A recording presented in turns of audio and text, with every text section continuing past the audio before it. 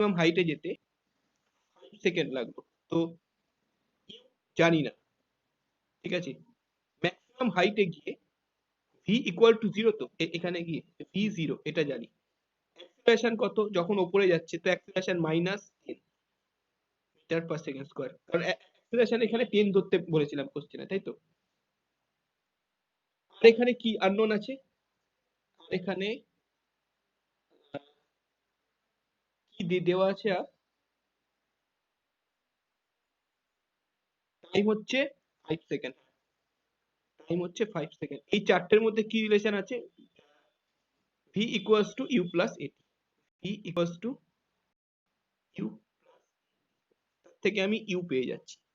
V হচ্ছে 0, you জানি না, এ মানে -10, টি হচ্ছে 5, তার মানে ইউ হচ্ছে meter per second. Initial speed হয়ে গেল নাম্বার ওয়ানটা। তারপর চেয়েছে ম্যাক্সিমাম হাইটটা কত। এবার ম্যাক্সিমাম হাইট এইচটা অনেকভাবে পেতে পারি, S equals to you plus 2 into T করেও পেতে পারি। ইউ কত এখানে, ইউ হচ্ছে 50, টি কত 0, 2 ইন্টু টি কত 5, থেকে এটা আসছে 125 মিটার। এইরকম ভাবে পেতে পারি, আর S equals to U T plus half A T square দিয়েও পেতে পারি, ঠিক আছে। এটা গেল 4। তারপর হচ্ছে draw diagram to show incident রে, রিফ্র্যাক্টেড রে। এটা ডায়াগ্রাম গুলো প্র্যাকটিস করবে সবাই, সব ডায়াগ্রাম বইয়ে।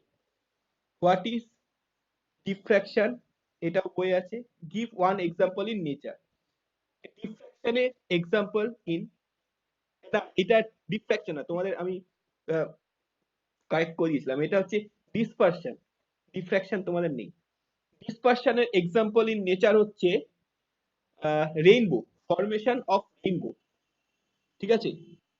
আর রেইনবো কিভাবে ফর্ম হয়, এটা বলবে ফর্মেশন অফ রেইনবো থ্রু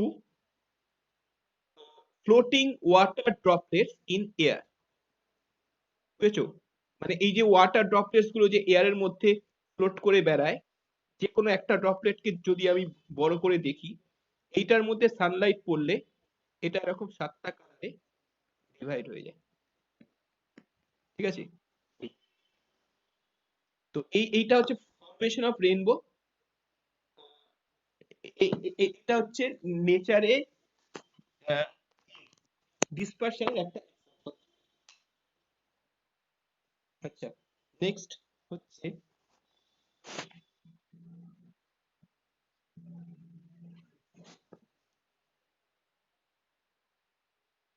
এটা 6 বললাম, তাই তো।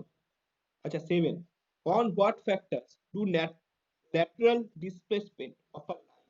আচ্ছা, ল্যাটারাল ডিসপ্লেসমেন্ট মানে ধরো এই একটা ইয়ে আছে, এই এরকম ভাবে যাচ্ছে, এই গিয়ে এই এই যে ল্যাটারাল, কোনটা ল্যাটারাল ডিসপ্লেসমেন্ট এইটা, তাই তো। ল্যাটারাল ডিসপ্লেসমেন্ট এইটা, তো এইটা কার কার উপর ডিপেন্ড করছে, বইয়ে আছে তো লেখা, এটা এই বইয়ে আছে ল্যাটারাল ডিসপ্লেসমেন্ট কার কার উপর ডিপেন্ড করছে। ল্যাটারাল ডিসপ্লেসমেন্টকে যদি ডি বলো, তাহলে এটা ডিপেন্ড করছে ফার্স্ট অ্যাঙ্গেল অফ ইনসিডেন্স, এই যে আই, অ্যাঙ্গেল অফ ইনসিডেন্স লিখে নেবে, এটা যদি না থাকে বইয়ে, আছে মনে হচ্ছে বইয়ে। সেকেন্ড হচ্ছে refractive index mu of the material, refractive index of the material. Third হচ্ছে thickness of the width of the block, T, উইথটাকে অনেক সময় টি বলে, উইথ অফ দ্য ব্লক, এটা থার্ড, ঠিক আছে। আর ফোর্থ হচ্ছে colour of the light, colour of the light, এটা কি কালারের লাইট তার উপর এটা ডিপেন্ড করছে। যদি ভায়োলেট হয় বেশি ডিফ্র্যাকশন হবে, এটাও বেশি হবে, রেড হলে কম হবে। তো এই চারটে ফ্যাক্টরের উপর ইয়ে করছে, ডিপেন্ড করছে এটা। 7 হলো, ঠিক আছে। কটা লিখতে বলবে তার উপর ডিপেন্ড করছে। আচ্ছা এবার হচ্ছে এই টেপটা দেখো, speed of light in glass হচ্ছে speed of light in glass 2 into 10 to the power 8 meter per second. Refractive index of glass 1.5. এবার বলছে স্পিড অফ লাইট এয়ার কত। তো রিফ্র্যাক্টিভ ইন্ডেক্স অফ গ্লাস কি হবে, এটা হবে speed of light in air, তাকে সি বলে, divide by speed of light in glass. তাহলে 1.5 equals to c by 2 into 10 to the power 8, এইটা মাল্টিপ্লাই করলে সি হয়ে যাচ্ছে 3 into 10 to the power 8 meter per second. বুঝলে এটা? বলো। তাহলে এই টেস্টের গুলো ডিসকাশন করা হলো, এবার নেক্সটে যাচ্ছি। এইটাতে আগে বলো কারো কোনো যদি কোশ্চেন থাকে, বুঝতে যদি কারো প্রবলেম থাকে কোনো জায়গায়।